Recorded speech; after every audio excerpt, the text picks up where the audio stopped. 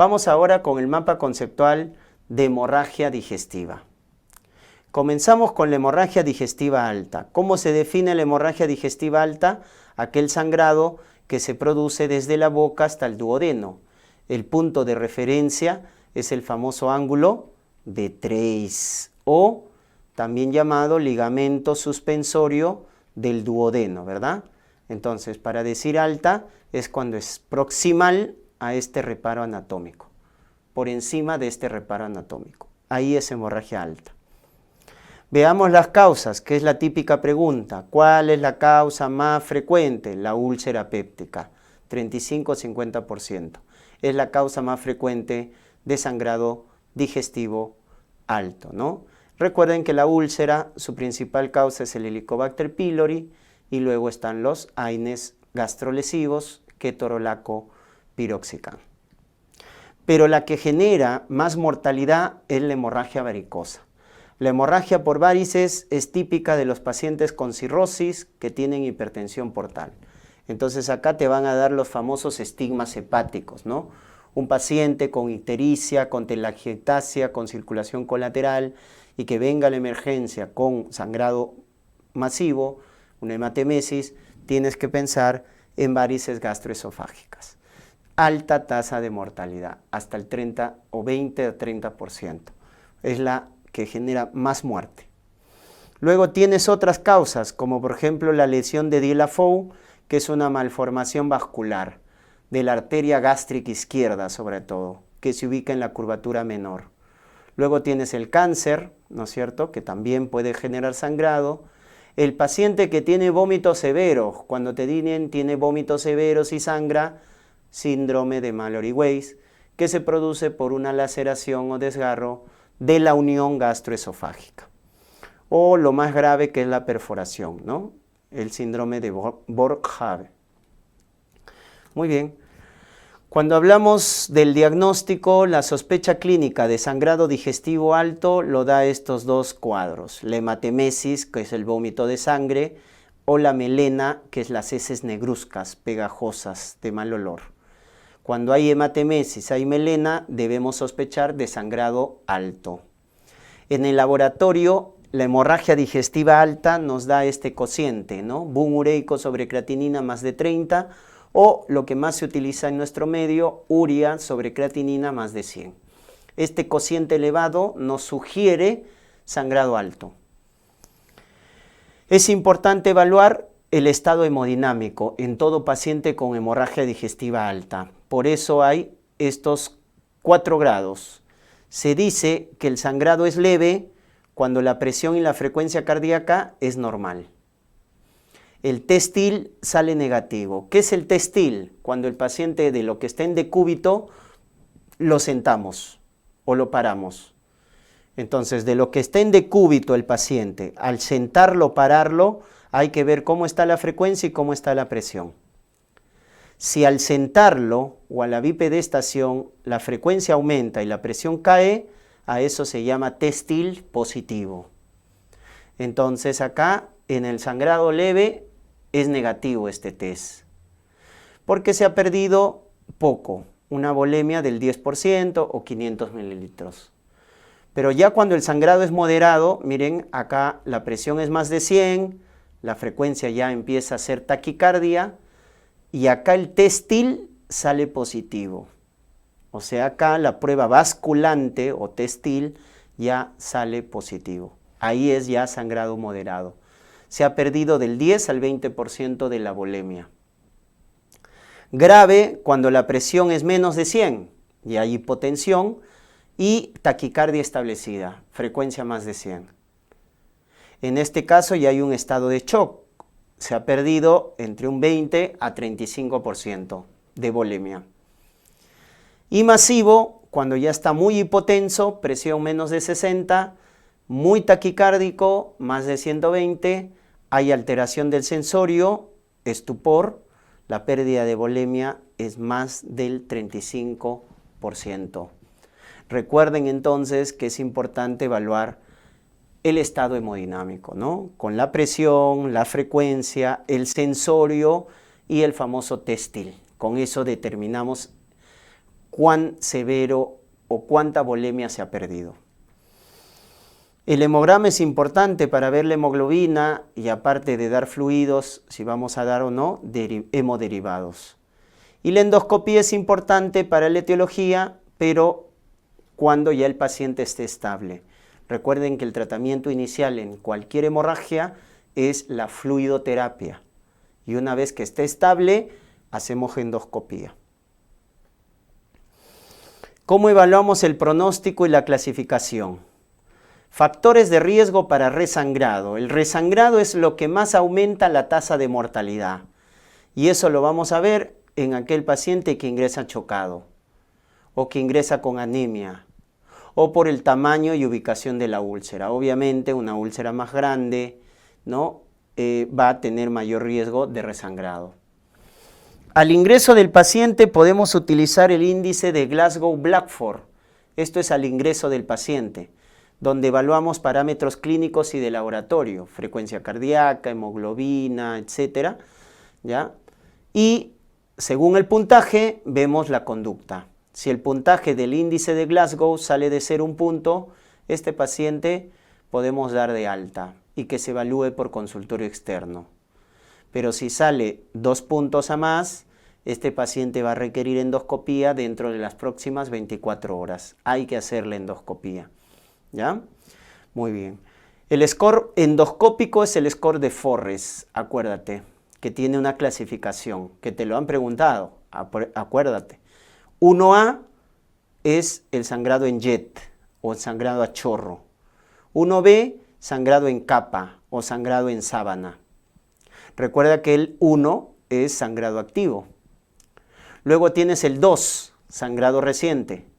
Tienes el 2A, que es vaso visible, el 2B, que es coágulo adherido, el 2C, que es hematina, úlcera negra.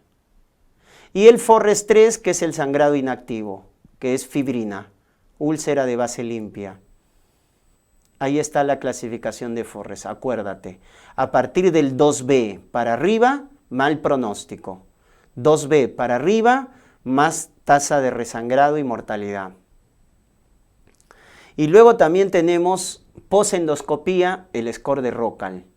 El score de Rockall maneja 5 variables, 3 clínicas, la edad, a mayor edad, mayor riesgo de resangrado, si entra chocado, mayor riesgo de resangrado, las comorbilidades.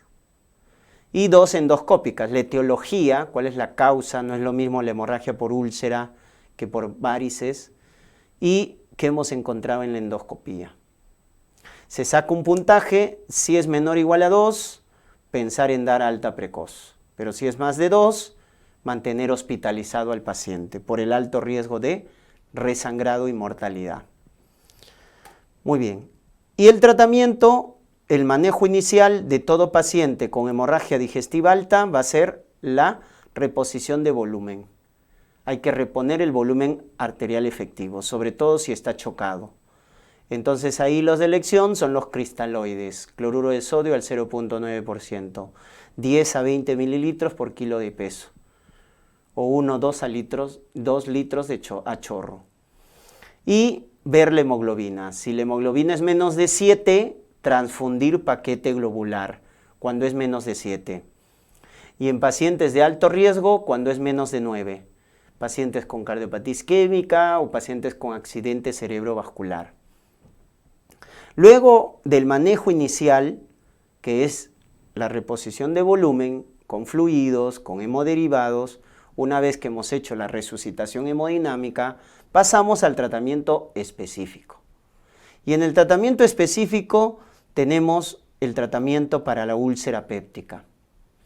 Y el tratamiento de la hemorragia por úlcera va a depender del Forres. Miren, del 2B para arriba, o sea, el 1A, el 1B, el 2A y hasta el 2B, en algunos casos, le vas a dar inhibidor de bomba, omeprazol endovenoso, 80 miligramos en bolo endovenoso y 8 miligramos por hora en infusión continua, y terapia endoscópica. Terapia endoscópica que va a ser hemostática, ¿ya? Para controlar el sangrado. Entonces, este tratamiento, que es omeprazol endovenoso y tratamiento endoscópico hemostático, le damos al Forres 1A, 1B, 2A y hasta el 2B. ¿Estamos? El 2C y el 3 no amerita tratamiento. El 2C y el 3 no amerita tratamiento. Mucho cuidado. ¿Correcto? En casos refractarios de hemorragia por úlcera, ya utilizamos la terapia de embolización por radiología intervencionista o cuando es una hemorragia severa, masiva, refractaria a endoscopía, la cirugía. En el caso de la hemorragia varicosa, que es la que genera más mortalidad, que es la que lo vemos en los pacientes con cirrosis, con hipertensión portal, ya el tratamiento específico es octiótride, análogo de somatostatina, octiótride. Y para evitar la infección, su profilaxis antibiótica con quinolonas, norfloxacino, ciprofloxacino. Ese es el manejo médico inicial. Pero el tratamiento más importante de la hemorragia varicosa es la terapia endoscópica, ligadura con bandas elásticas. Ligadura con bandas elásticas. Ese es el tratamiento, en este caso, más importante, ¿correcto? En casos de que no responda al manejo endoscópico, utilizamos en casos refractarios los balones o sondas, Sengstaken Blackmore o Minnesota, que sirven para comprimir las varices gastroesofágicas, pero por 24 horas, o sea, es un tratamiento transitorio, porque aquel paciente que no responde a la terapia endoscópica en la hemorragia varicosa va a tener que ir al tratamiento definitivo, que es la colocación de TIPS por vía endovascular o la cirugía, las cirugías de derivación portosistémicas. ¿Estamos? Muy bien. Entonces, las sondas se emplean cuando no responde a la endoscopía. Ahí empleo las sondas para comprimir las varices. Pero finalmente, el tratamiento definitivo va a ser los TIPS o cirugía. ¿Cuál es el fármaco de elección para prevenir hemorragia varicosa? Te lo han preguntado así. Prevención. Los beta bloqueadores no selectivos. Carvedilol, labetalol, etc. Y en el caso de la hemorragia digestiva baja, recordemos el concepto de, en este caso, el sangrado es por encima o distal al ángulo de Treis, o ligamento suspensorio del duodeno, sobre todo en adultos mayores. La causa más frecuente es la diverticulosis. La enfermedad diverticular es la causa más frecuente de sangrado digestivo bajo en mayores de 50 años. ¿Cómo es el sangrado de los divertículos? Acuérdate de la mnemotecnia mía. Masiva, indolora, autolimitada. Es un sangrado arterial. Recuerda que los divertículos que más sangran se ubican en el lado derecho, en el colon ascendente. Otras causas, angiodisplasia. La angiodisplasia es una malformación que también se ubica más frecuentemente en el colon derecho, en colon ascendente, y se caracteriza por ser masiva, indolora y recurrente. Esa es la característica. Es un sangrado venoso. Otras causas de sangrado bajo, enfermedad inflamatoria intestinal como la colitis ulcerosa que da rectorragia o el cáncer que da un sangrado moderado doloroso, ¿no? Doloroso. A diferencia del divertículo y angiodisplasia que son sangrados indoloros. Los datos clínicos de sangrado bajo, hematoquesia, rectorragia, son los datos de sangrado bajo. Y la colonoscopía es la prueba diagnóstica y terapéutica, ¿ya? Porque nos va a dar la etiología y también podemos hacer los tratamientos. En el caso de los divertículos se hace termocoagulación, inyección de fármacos como epinefrina o CLIPS, mecanoterapia. En el caso de la angiodisplasia se hace terapia térmica, ¿no? Electrocoagulación o coagulación con plasma de argón. ¿Estamos? En casos refractarios ya se recurre a la cirugía en casos refractarios.